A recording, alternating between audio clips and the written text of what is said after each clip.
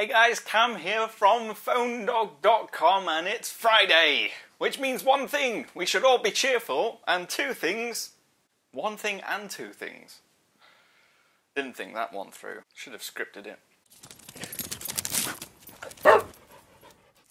It's time for Fetch with PhoneDog, the weekly show on a Friday where we round up all the stuffs that has been going on around the PhoneDog media network. Also means you get to choose a wallpaper for me, and overwhelmingly you all voted for a Windows wallpaper.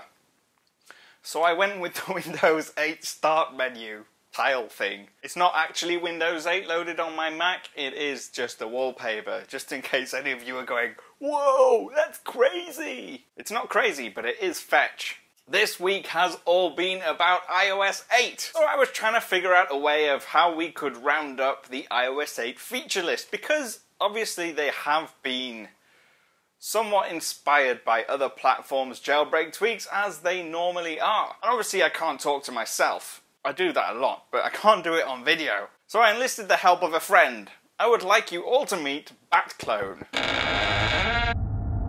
So let's go through some of iOS 8's features. Number 1, we have interactive notifications. It's a copy, Android, and by SMS. Now these would let you do things like accept and decline calendar invitations, or reply to a text message or iMessage right from the drop-down menu at the top. In future, third-party apps will be able to make use of this. Facebook, for instance, so you can like or comment. Number 2 was iCloud Drive. It's Google Drive, with an Apple logo on it. Kind of like an actual physical file space where you see all your saved iCloud folders, something that I guess iOS and Mac has been needing for a very long time. Something that Apple calls extensibility, basically third-party app extensions so you can share and go straight to certain apps for doing certain tasks from right within the core iOS experience. Extensions, Android has it forever. And then there's continuity. Continuity between iOS devices and Mac. So if you get a text message on your iPhone, it comes up on your iPad and your Mac, or you can make and receive calls. I could send text from my computer with my Motorola Razr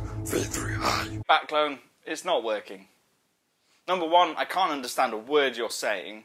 And number 2, I'm pretty sure Wheezy Waiter has got this clone thing nailed down. You will regret this day.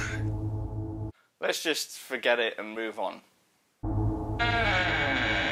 Regardless, Apple's clearly been inspired by lots of different things and other platforms, but we have had tons of coverage across the network, and this week has been all about Apple and iOS 8. Marco had his hands-on review, where the most exciting thing to be on show was probably the wobbly table stood underneath his phone. If you wanted hardware, there was none announced at WWDC. Secondly, I did my top 5 favourite features within iOS 8 because, as you know, I had been an iOS user for a very long time before I recently switched to Android, and so it was nice to see iPhone get some of the features that it has been needing probably since 2007 when it first launched. If you go over to today's iPhone.com, our iOS specific blog, they have tons of coverage over there.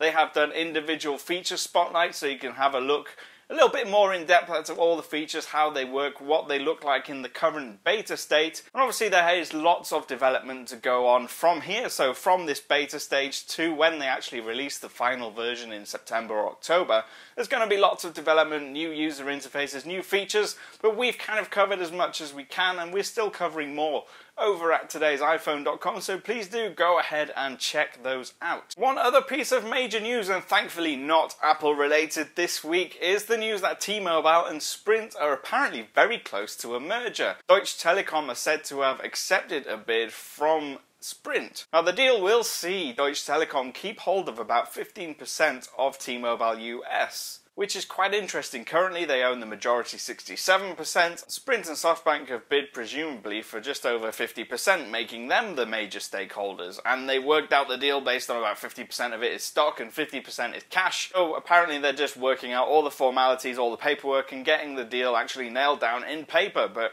they want it to go through. The only thing that can stop it now, from what we're hearing, is if the FCC and Department of Justice just say no way. Of course, there has been lots of other stuff going on, but with Apple taking the headlines all this week, then they kind of got pushed under the carpet a little bit. So go ahead, phonedog.com, androidandme.com, timonews.com, and today's iPhone.com. Go ahead, check those out. There is tons of coverage, lots of interesting articles and thoughts over there. I'm Cam. I'm at phonedog_Cam. I will see you again soon.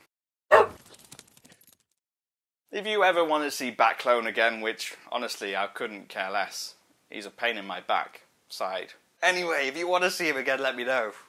I don't. Obviously, yeah, make sure you give me a choice for my next week's wallpaper. I don't want to be left with another black one again like last week. Bye.